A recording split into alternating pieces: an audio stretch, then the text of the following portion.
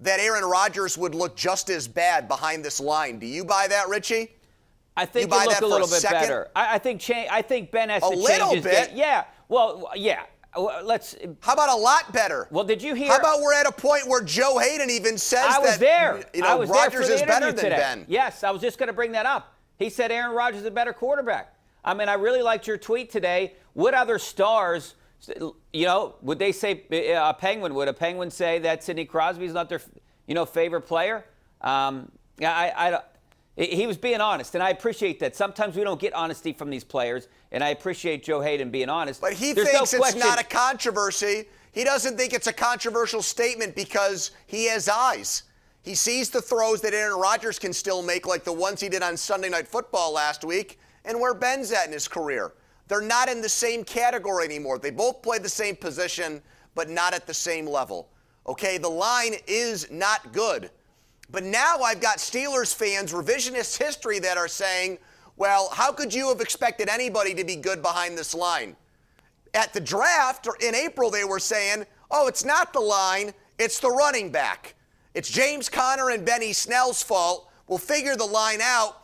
Actually, the line is going to be made so much better by the running back who starts, 7 yards behind the line? As if he's the guy that's pushing forward the front seven of the other team and creating holes that he can run through. But now it's all about the line. Now, we had callers today saying, Richie, that the Steelers need to try to build their team like the 2000 Ravens, that they could have a Trent Dilfer quarterback and win as long as the defense stays the same and they fix their line.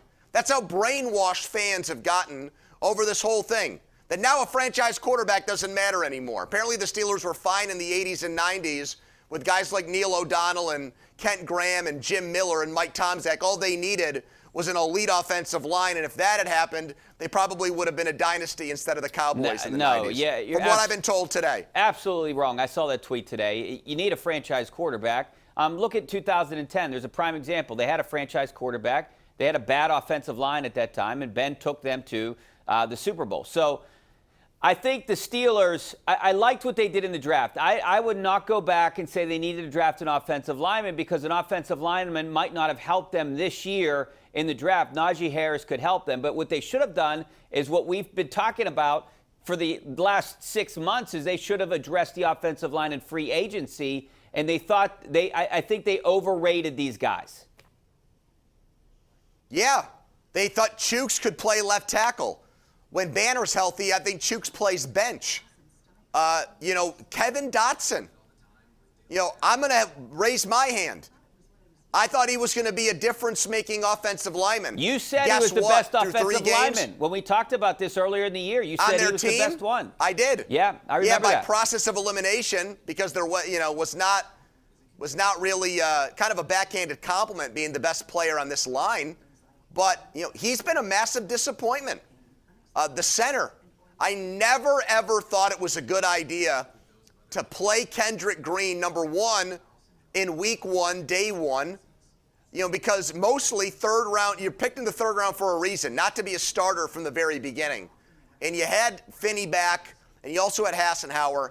I don't know why the Steelers rushed it with him. He's clearly, Richie, you're watching him, he's clearly way over his head. And I had Ed Bouchette tell me last week, if you were at training camp, it was no different. The guy was getting handed his lunch in practice all the time. So what made the Steelers think once the regular season started that he was going to be ready for the task at hand? Pony, we should have known that when he dropped 2 fly balls on our softball team out in Washington. Oh my God.